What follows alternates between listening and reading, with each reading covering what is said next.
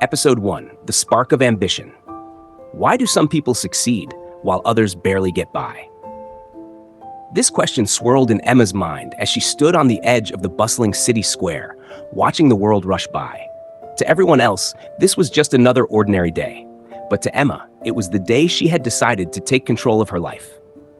She wasn't going to wait for opportunity to come to her. She was going to chase it. Emma wasn't born into privilege. She grew up in a small town where people believed in hard work, but rarely in big dreams. Her family was proud but struggled to make ends meet. She had always been told that the world didn't owe her anything, but deep down, she believed she could carve out her own space, no matter how small. "I'm ready to build something," Emma thought, a quiet determination hardening her resolve as she looked out at the bustling market. She wasn't sure how or where to start, but standing still wasn't an option anymore. That afternoon, Emma set up a tiny stall at the edge of the market.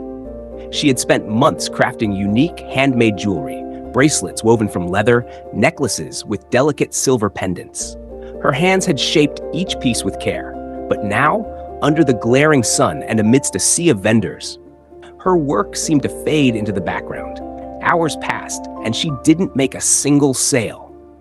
Self-doubt gnawed at her. Had she misjudged herself? Was she even capable of making this work? But Emma wasn't the kind to give up easily. She noticed something as she watched other vendors succeed where she struggled.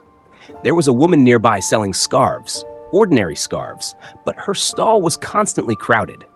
Emma listened to her interact with customers. It wasn't just about the product, it was how the woman made them feel, like they were part of a story.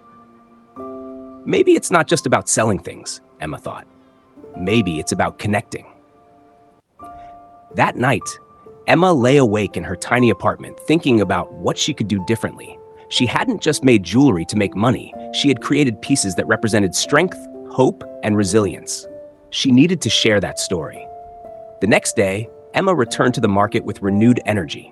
She carefully arranged her jewelry, but this time, she didn't stop there. She hung a sign above her stall that read, "Jewelry with a story." It wasn't long before someone approached, a young woman browsing aimlessly. She picked up a bracelet, feeling the braided leather between her fingers. "What's the story behind this?" she asked, a spark of curiosity in her voice. Emma's heart skipped a beat. This was her moment. "This bracelet represents perseverance," Emma began, her voice steady but filled with emotion. "I crafted it to remind people that no matter how hard things get, you have the strength to push through. The silver knot in the center symbolizes resilience, the way life twists and turns, but ultimately it holds." The woman smiled, her eyes softening as she considered the meaning behind the bracelet. "I'll take two," she said, pulling out her wallet. As the woman walked away, Emma felt a swell of pride. It wasn't about the money, though that helped. It was about being seen, about someone understanding the passion behind her work.